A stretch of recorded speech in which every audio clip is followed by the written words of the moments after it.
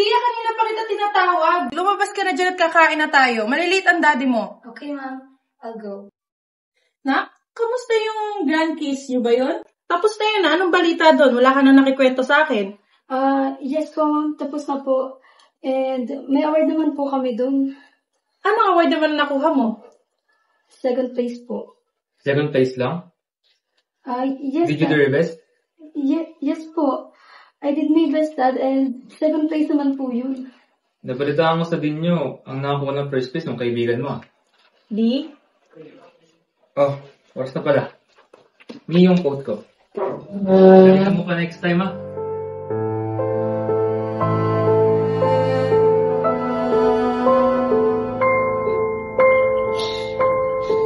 Ginawa ko naman yung best ko.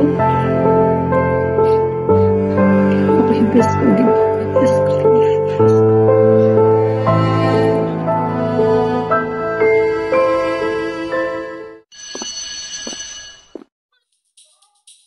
Uy! Saan ka ba galing? Kanina ka pa namin iniwan. Kaya nga, at saka balita ko nanalo daw yung mama mo ng award.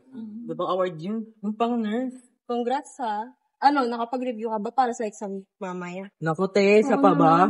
Eh, nasa layo na nila yung matatalino. Sige, pakopya ako mamaya. Tara. Uy, tara na. Late na tayo. Kaya nga, oras na.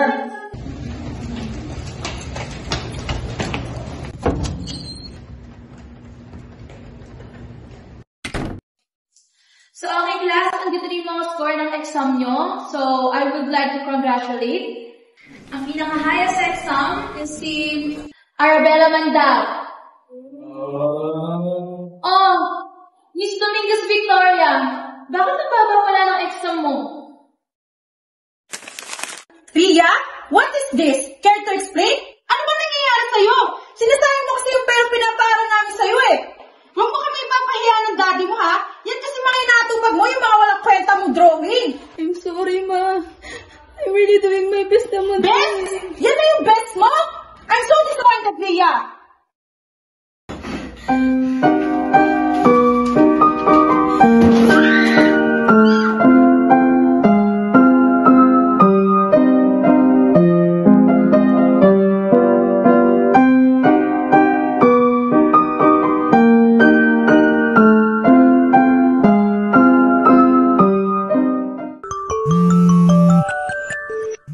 Mag-bed making daw tayo.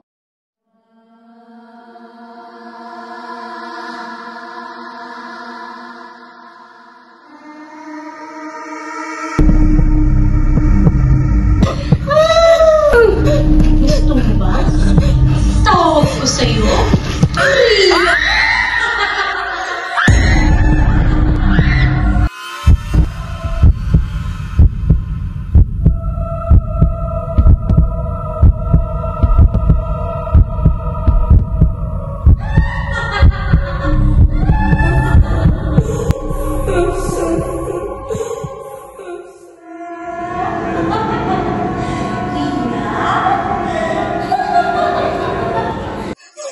Uling, gabi na! Nangyari doon? Ano ba itong nangyayari sa akin? Ano ba itong nakikita ko? Ma'am, tulungan po ako.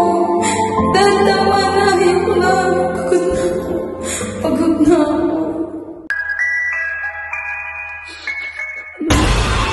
Kasalanan mo kasi to.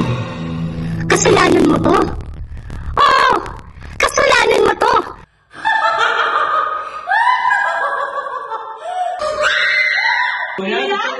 Ria, buksan mo ng pinto! Ria! Ano nangyari sa'yo, Ria? Ilang araw ka na nagkukulong dito. Tinan mo tong kwarto mo, napakakalat. Ano ba nangyari sa'yo, ha? Sumagot ka nga! Huwag mo kasi sigawan ng anak ko! Ikaw may dahilan itong lahat ng to eh! Ako? Ano ginawa ko? Araw-araw nagtatrabaho para may mapangtustos sa inyong dalawa, tapos natatatos sa akin? Ikaw parang galit? Tingnan mo ang nangyari sa anak natin? Ang taas-taas kasi na expectations mo, binubunton mo sa anak ko! Eh, anak ko naman yan! Ikaw itong mataas yung pride eh. Nung college, nung nabuntis ka, pwede ginabasa pangarap mo. So kasalanan ko pa? Eh, sana kung tumigil ka magtrabaho at binigyan mo ng pansin to, hindi ka kagalit sa anak natin ngayon! Kasalanan ko ba? Ikaw itong walang kwentang ama! Anak ko yan! Huwag mo sisigawan! Pareho lang kayo! Pareho lang kayo! Lahat ginagawa ko, pero anong ginagawa nyo? Pinapressure nyo ako!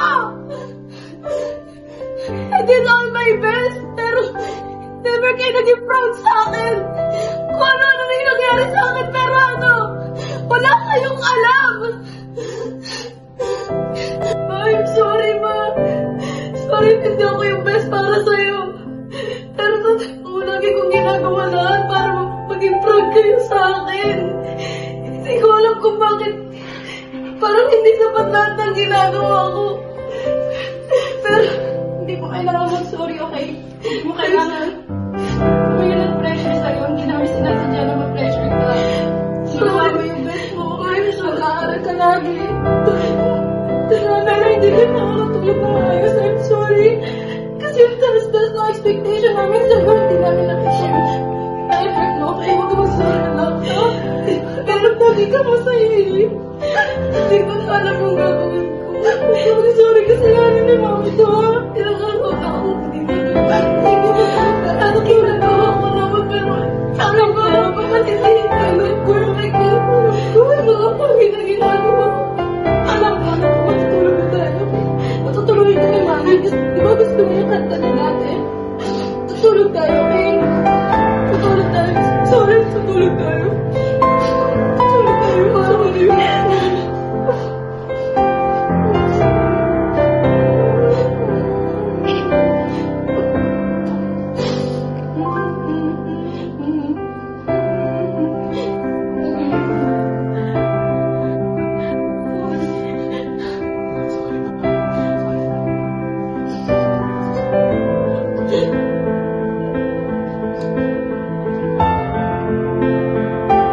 Totoo nga sila.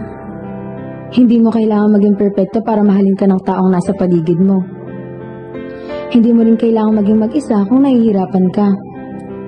Andiyan ang mga kaibigan mo, magulang mo, at higit sa lahat, ang sarili mo. Kaya bilang isang estudyante na may pangarap sa buhay, hindi kailangan mawala ang sarili mo sa gitna ng laban. Dahil ang unang sasagip sa iyo ay ang sarili mo. Kaya kayanin mo. At kakayanin natin to.